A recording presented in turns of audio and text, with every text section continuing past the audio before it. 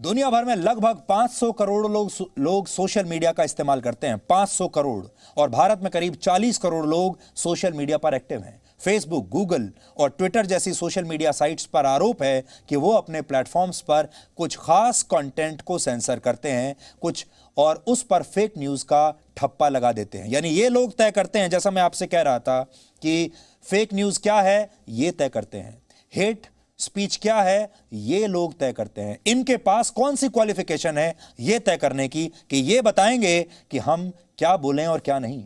इसकी वजह से करोड़ों लोगों की अभिव्यक्ति की स्वतंत्रता प्रभावित होती है। और हमारा अगला विश्लेषण दुनिया के 500 करोड़ लोगों की अभिव्यक्ति की आजादी से जुड़ा हुआ है। कल अमेरिका की संसदीय समिति ने लगभग 3.5 घंटे तक एक वर्चुअल सुनवाई की और इस सुनवाई में फेसबुक, गूगल और ट्विटर के सीईओज शामिल हुए। सबसे पहले आपको इस सुनवाई की बड़ी बातें जाननी चाहिए।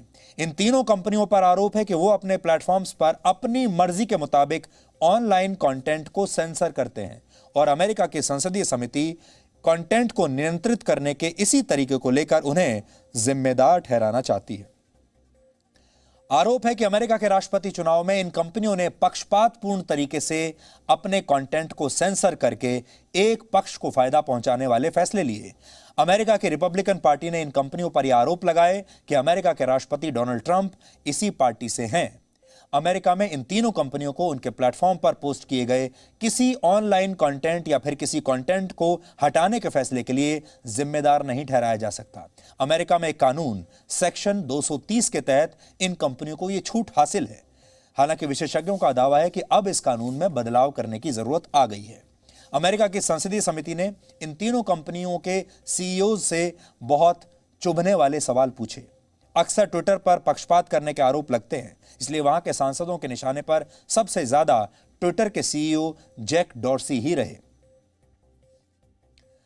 अब आपको ट्विटर के भेदभावपूर्ण रवैये का एक उदाहरण दिखाते हैं, इसे ध्यान से देखिएगा। यह भेदभाव कैसे होता है और यह भेदभाव हमारे सिस्टम में भी होता है। इसी महीने की 6 तारीख को अमेरिका के राष्ट्रपति डोनाल्ड ट्रंप ने एक ट्वीट किया। उन्होंने लिखा, कोविड-19 का संक्रमण फ्लू से कम खतरनाक है। हालांकि ट्रंप ने इसकी वजह यह बताई कि फ्लू की वैक्सीन मौजूद है, फिर भी हर वर्ष 1 लाख से ज्यादा लोग इसका शिकार होते हैं। ट्विटर ने ट्रंप के इस ट्वीट पर एक्शन ले लिया और इसे सेंसर कर दिया और इस पर अफवाह फैलाने और गलत जानकारी फैलाने का ठप्पा लगा दिया। हालांकि इसी साल 12 मार्च को चीन के विदेश मंत्रालय के प्रवक्ता ने ट्वीट किया था और इसमें उन्होंने अमेरिका की सेना पर चीन के वुहान शहर में कोरोना वायरस का इन्फेक्शन फैलाने का आरोप लगाया था। वुहान से ही कोरोना वायरस के संक्रमण की शुरुआत भी हुई थी, लेकिन ट्विटर ने इस ट्वीट को सेंसर नहीं किया, बल्कि इस पर सिर्फ एक लेबल लगाया गया। यानी इस ट्वीट में सीधे अमेरिका पर गलत आरोप लगाए गए थे और इसे सेंसर नहीं किया गया। अब आप सोचिए, फेसबुक, गूगल और ट्विटर, इन तीनों कंपनियों को चीन ने बैन कर रखा है अपने यहां। यानी ये कंपनियां इस समय चीन में उपलब्ध नहीं है, काम नहीं कर सकती।